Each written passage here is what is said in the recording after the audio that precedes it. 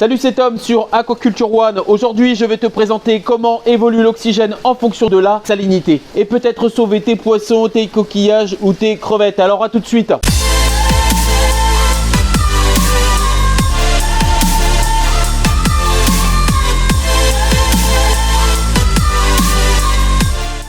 Alors je te remercie d'avoir regardé ma précédente vidéo. Si ce n'est pas le cas, alors va sur la chaîne YouTube Aquaculture One. N'hésite pas à t'abonner, à mettre un petit pouce bleu et à activer les notifications, la petite cloche pour recevoir toutes les nouvelles vidéos. Et aujourd'hui, donc je vais te présenter l'évolution de l'oxygène en fonction de la salinité. Alors c'est très important ce paramètre et tu vas voir, il y a des fluctuations énormes, c'est assez stupéfiant et ça pourrait permettre d'expliquer certaines mortalités de poissons ou autres ou certains problèmes de croissance. Alors c'est parti pour la manip et reste bien jusqu'à la fin pour le bilan. Donc c'est parti, tu vas tout savoir sur cette fluctuation d'oxygène en fonction de la température. Alors je te fais découvrir mon petit setup. Ici on a de l'eau douce.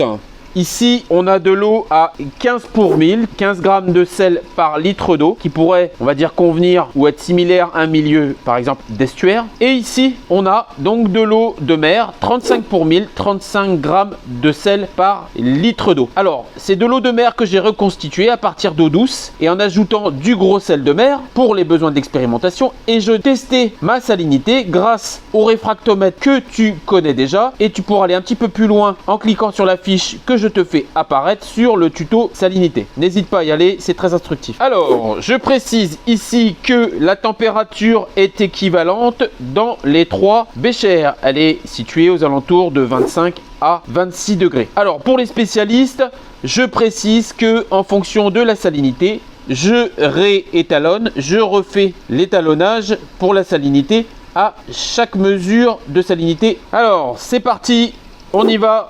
Pour l'eau douce, alors première mesure, donc on constate à 25 degrés, donc de l'eau douce, la quantité d'oxygène est de 8,2 mg par litre. Maintenant, on va passer à l'eau d'estuaire, 15 pour 1000. Alors, comme tu peux le voir, là, on est sur une eau à 7,6 mg par litre. Alors, comme tu peux le voir, on a déjà baissé en quantité d'oxygène dissoute. Donc on y va, c'est parti. C'est donc la quantité d'oxygène dans de l'eau de mer. Alors regarde, là maintenant on est à 6,6 mg par litre d'oxygène. Alors comme tu le vois, ça a beaucoup baissé par rapport à l'eau douce. Mais toutes ces valeurs, qu'est-ce que ça veut dire exactement? Alors grâce aux différentes prises de mesure qu'on a vues, on peut voir que plus la salinité augmente, plus la quantité d'oxygène dissoute dans l'eau diminue. Alors pourquoi cela? Parce qu'en fait c'est encore lié à la saturation de l'oxygène dans l'eau, c'est-à-dire de la capacité de l'eau à retenir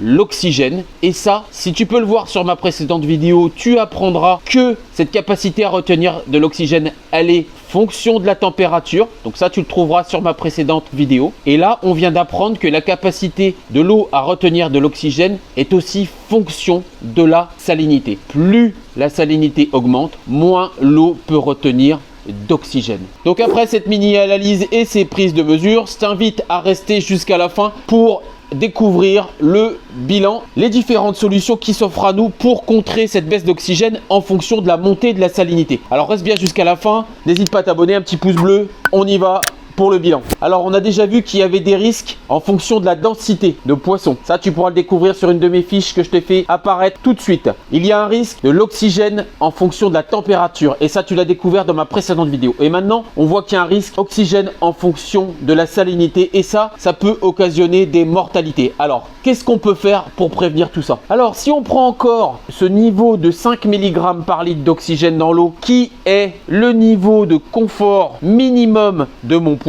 eh bien on se rend compte qu'en fait avec l'eau de mer, eh bien il y a un risque d'approcher ce niveau de confort et de passer en dessous. Donc qu'est-ce que je vais pouvoir faire pour pallier à ce risque éventuel? Eh bien ça va être encore une fois de ne pas mettre des densités de poissons élevées et surtout de mettre de l'aération. L'aération, c'est une des principales clés pour contrer ces problèmes d'oxygène. Alors vous allez me dire, bah oui, tu n'as peut-être pas inventé la poudre en disant ça. S'il y a des problèmes d'oxygène, eh bien, il y a des solutions, notamment l'aération. Oui, effectivement, j'ai rien inventé, sauf qu'à ça, je peux ajouter Les problèmes ne sont pas les mêmes en fonction de la densité, en fonction de la température et en fonction de l'oxygène. Et grâce à ces 3 critères, eh bien, tu es un peu mieux armé aujourd'hui pour pouvoir contrer des problèmes de mortalité ou des problèmes de croissance. Voilà, c'est la fin de cette vidéo. Je te remercie de l'avoir regardé. Alors n'hésite pas à t'abonner, un petit pouce bleu. Et pour ma part, je te dis à bientôt sur Aquaculture One.